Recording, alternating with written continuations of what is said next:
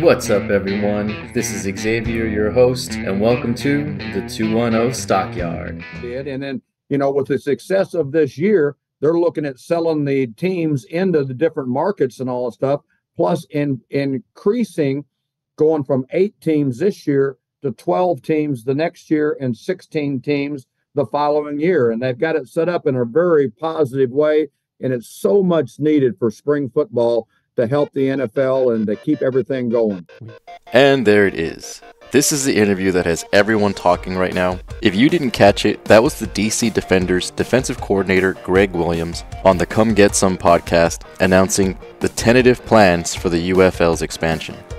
I wasn't initially going to do a video on this subject, but then I noticed in the online chatter that there's a simple factor / keyword that people missed, and it was in his very first sentence where he says with the success of this year, meaning this year has to be successful, or better yet, exceed expectations. Now, according to Williams, the plan is to add 4 teams in 2025. I'm assuming that means 2 for each side. The XFL will get 2, the USFL will get 2. And if 2025 is successful yet once again, another 4 teams will be added for 2026, making the UFL a 16-team Super Summer League. And folks, if that happens, I'll be happy to say that the UFL is here to stay. Now, I'm not about to speculate on which teams or cities are going to get their teams or expansions yet. That's a video for another day. But what I will state is the painfully obvious that this year needs to be successful. Buyout / merger was always one of the goals for both of the leagues individually.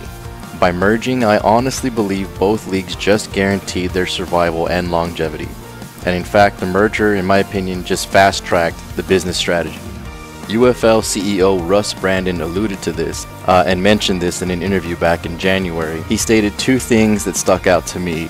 First was that merger was a long-term play, again meaning longevity for the league.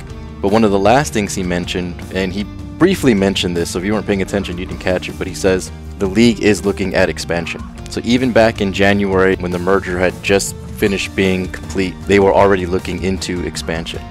There are things in motion to get us to that point, but certain things do need to happen for expansion to take place. The first and obvious thing, in my opinion, is going to be housing / stadium. That was part of the problem with determining who stays and who goes for this first year of the UFL, was stadium or contract situation for stadiums. If they have nowhere to play, can't have a team. So securing that stadium / housing for your expansion team is going to be priority. Once that is settled, then they look into the actual demographic metrics.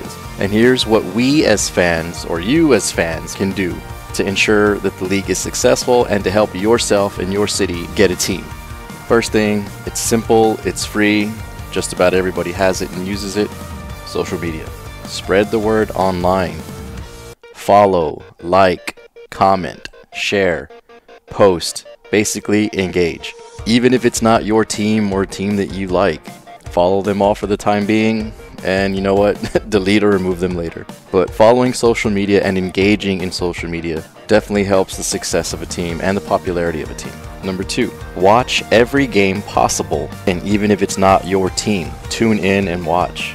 Ratings lead to advertisement, which leads to sponsors, which leads to revenue. And trust me, the executives do pay attention to what cities and states are generating the most ratings.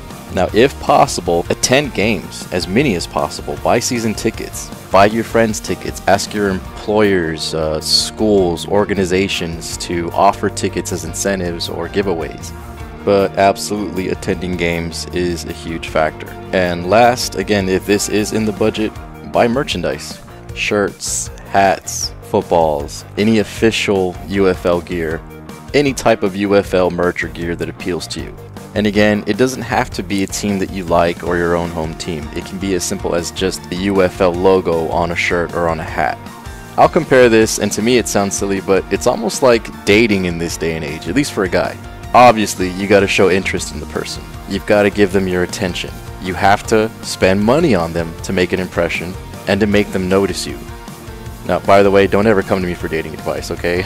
I'm not the one. But if we can court the UFL successfully, we get 4 new teams next year. Personally, I would like to see the Seattle Sea Dragons come back from the XFL side. I didn't watch much of the USFL side, so I really don't have a favorite or a team that I specifically would like to see back. I know that Philadelphia Stars were pretty popular, and I think the Pittsburgh Maulers were popular too. But as long as the success continues, then we get another 4 teams the following year in 2026. And assuming if there are no new teams, then we pretty much just get what everyone wanted in the beginning, or what most people wanted in the beginning, was all 8 XFL teams and all 8 USFL teams in one league. This is just wishful thinking on my part, but I would honestly like to see them buy out the likeness and the names of the dissolved AAF teams. My personal favorite was the San Diego Fleet. I think that was perfect for the city of San Diego. I would love to see them in the UFL, but I'm not trying to distract you guys too much. That's a conversation for a whole nother video. I just wanted to clarify any type of misunderstanding and I guess confirm the rumor that yes, they are looking at expansion, yes, it's part of the plan, but yes, we as fans can help the league make that determination. And for this video, this is my final thought. 1, support the league in any way you can, any way, shape, or form that you can. 2, stop being bitter. Okay, if your team didn't make it, I'm sorry. But be comforted in the knowledge that there is a plan or a pathway for bringing teams back. 3, be patient. The league is building for long-term success. Longevity is definitely a goal for the league, and I'm all in on it. And if you need a team to root for, hey, my San Antonio Brahmas are a pretty good looking team this year. And we are inching closer and closer to kickoff. The season starts March 30th. I'm excited and looking forward to see the Arlington Renegades beat the Birmingham Stallions. I think Arlington will win. You guys can come at me for that, I'm fine.